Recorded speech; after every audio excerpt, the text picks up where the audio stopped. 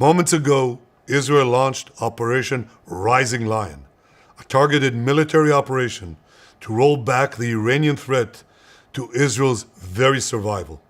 This operation will continue for as many days as it takes to remove this threat.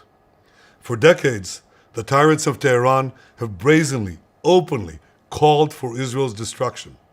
They've backed up their genocidal rhetoric with a program to develop nuclear weapons. In recent years, Iran has produced enough highly enriched uranium for 9 atom bombs. 9.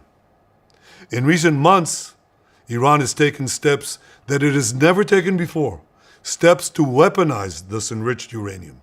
And if not stopped, Iran could produce a nuclear weapon in a very short time. It could be a year, it could be within a few months, less than a year. This is a clear and present danger to Israel's very survival. 80 years ago, the Jewish people were the victims of a Holocaust perpetrated by the Nazi regime. Today, the Jewish state refuses to be a victim of a nuclear Holocaust perpetrated by the Iranian regime. Now, as Prime Minister, I've made it clear time and again, Israel will never allow those who call for our annihilation to develop the means to achieve that goal. Tonight, Israel backs those words with action. We struck at the heart of Iran's nuclear enrichment program. We struck at the heart of Iran's nuclear weaponization program. We targeted Iran's main enrichment facility in Natanz. We targeted Iran's leading nuclear scientists working on the Iranian bomb. We also struck at the heart of Iran's ballistic missile program. Last year, Iran fired 300 ballistic missiles at Israel. Each of these missiles carries a ton of explosives and threatens the lives of hundreds of people. Soon, those missiles could carry a nuclear payload, threatening the lives not of hundreds, but of millions. Iran is gearing up to produce 10,000 of those ballistic missiles within 3 years. Now just imagine 10,000 tons of TNT landing on a country the size of New Jersey. This is an intolerable threat. It too must be stopped. Iran is now working on what it calls the new plan to destroy Israel. You see, the old plan failed. Iran and its proxies tried to encircle Israel with a ring of fire and to attack us with the horrible attack of October 7th. But the people of Israel, the soldiers of Israel, rose like lions to defend our country. We crushed Hamas, we devastated Hezbollah, we hit Iranian proxies in Syria and Yemen. And when Iran directly attacked us twice last year, we struck back inside Iran itself. Yet in defending ourselves, we also defend others. We defend our Arab neighbors. They too have suffered from Iran's campaign of chaos and carnage. Our actions against Iran's proxy Hezbollah led to the establishment of a new government in Lebanon and the collapse of Assad's murderous regime in Syria. The peoples of those two countries now have a chance for a different future, a better future. So too do the brave people of Iran, and I have a message for them. Our fight is not with you. Our fight is with the brutal dictatorship that has oppressed you for 46 years. I believe that the day of your liberation is near. And when that happens, the great friendship between our two ancient peoples will flourish once again.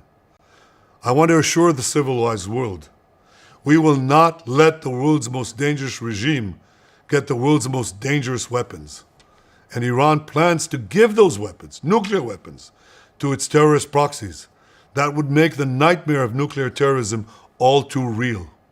The increasing range of Iran's ballistic missiles would bring that nuclear nightmare to the cities of Europe and eventually to America. Remember, Iran calls Israel the small Satan. It calls America the great Satan. And this is why for decades, it's led millions in the chants of death to Israel and death to America.